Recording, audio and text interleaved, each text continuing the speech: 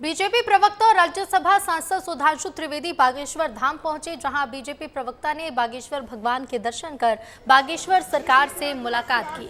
उसके बाद बागेश्वर सरकार और सुधांशु त्रिवेदी दोनों सदस्य बागेश्वर बालाजी के मंदिर पहुंचे और बाहर से ही बालाजी भगवान के दर्शन किए। इस दौरान बागेश्वर ने सभी का बागेश्वर धाम के स्मृति चिन्ह भेंट कर और पट्टिका डालकर पूरे परिवार का स्वागत किया।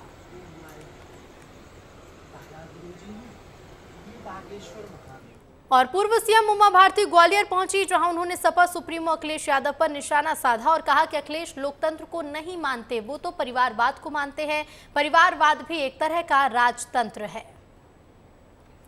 तो पूर्व सीएम उमा भारती ने लोकतंत्र के विरुद्ध मान रहे हैं, तो उनके खुद के परिवार का क्या है? वो एक मंत्री के बेटे हैं, मुख्यमंत्री के, उनकी पत्नी चुनाव लड़ी हैं, इसलिए उन्हें तो सिंगल के बारे में बोलने का अधिकार ही नहीं है, क्योंकि वो स्वयं लोकतंत्र को नहीं मानते, वो तो परिवारवाद को मानते हैं। तो परिवारवाद भी एक प्रकार का राजतंत्र है।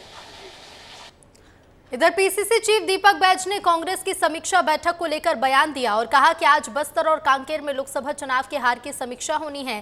कांकेर में वीरप्पा मोइली और हरीश चौधरी के नेतृत्व में ये बैठक होगी, जिसमें हार के कारणों का पता लगाया जाएगा।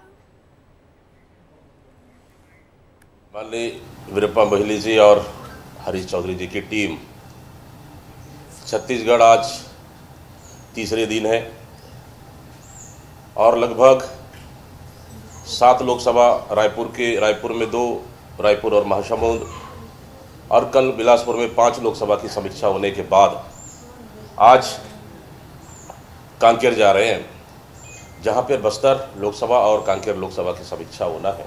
और इसके बाद कल फिर 2 लोकसभा दुर्ग और राजनांदगांव, हमारे लिए पूरी 11 लोकसभा की समीक्षा होगी। मध्य प्रदेश में लोकसभा चुनाव में करारी हार के बाद दिल्ली से भेजी गई फैक्ट फाइंडिंग कमेटी की बैठक दूसरे दिन भी जारी है। इसी बीच पूर्व मंत्री और राघवगढ़ से विधायक जयवर्धन सिंह ने कहा कि मध्य प्रदेश में ऐसी हार की उम्मीद नहीं थी, परिणाम कांग्रेस के लिए चिंताजनक है। तो वहीं जयवर्धन सिंह ने कहा कि नरसिंह फर्जीवाड़े से लाखों छात्रों का भविष्य खराब हुआ है। इस मुद्दे को सदन में कांग्रेस उठाएगी। साथ ही विधायक रामनिवास रावत और निर्मला सप्रे के इस्तीफे को लेकर भी कांग्रेस सदन में अध्यक्ष से मांग करेगी। मध्य प्रदेश में हमको एक भी सीट नहीं मिली है लोकसभा में, और ये बहुत ही चिंता का विषय है, क्योंकि मध्य प्रदेश हमेशा एक ऐसा राज्य रहा है जहाँ कांग्रेस मजबूत रही है। लेकिन मैंने हमेशा ये माना है कि ज़रूर कारण क्या रहे होंगे उस पर हम चर्चा करेंगे। और जैसा कि आप जानते हैं कि एक तरफ पूरे देश में नीट के महाघोटाले के बारे में बात हो रही है, और वहीं मध्य प्रदेश में व्यापम 2 मतलब नरसिंह घोटाले की बहुत चर्चा हो रही है।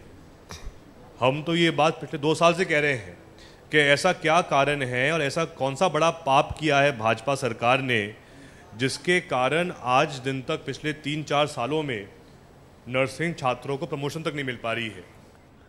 और भोपाल से अगली खबर है, युवा कांग्रेस ने परीक्षा घोटालों पर मोर्चा खोल दिया है। गांधीवादी तरीके से युवा कांग्रेस अब सरकार का विरोध करेगी। 2 जुलाई को अनशन पर बैठेंगे युवा कांग्रेस के कार्यकर्ता। नर्सिंग समेत अन्य परीक्षाओं में हुई अनियमितताओं का विरोध जताया जाएगा। रामधुन के साथ साथ ही युवा कांग्रेस कार्यकर्ता मांग भी करेंगे। तो देखिए, युवा कांग्रेस ने परीक्षा घोटालों पर मोर्चा खोल दिया है। अब गांधीवादी तरीके से युवा कांग्रेस सरकार का विरोध करेगी। 2 जुलाई को अनशन पर बैठेंगे युवा कांग्रेस के कार्यकर्ता। नर्सिंग समेत अन्य परीक्षाओं में हुई अनियमितताओं का विरोध जताया जाएगा और रामधुन के साथ न्याय के युवा कांग्रेस कार्यकर्ता मांग करेंगे।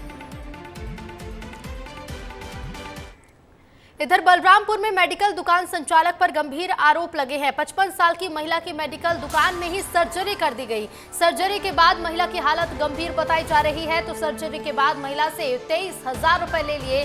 वाड्रफनगर के पंडरी गांव का यह मामला बताया जा रहा है। बड़ी लापरवाही और दुकान संचालक पर गंभीर आरोप भी लगे हैं।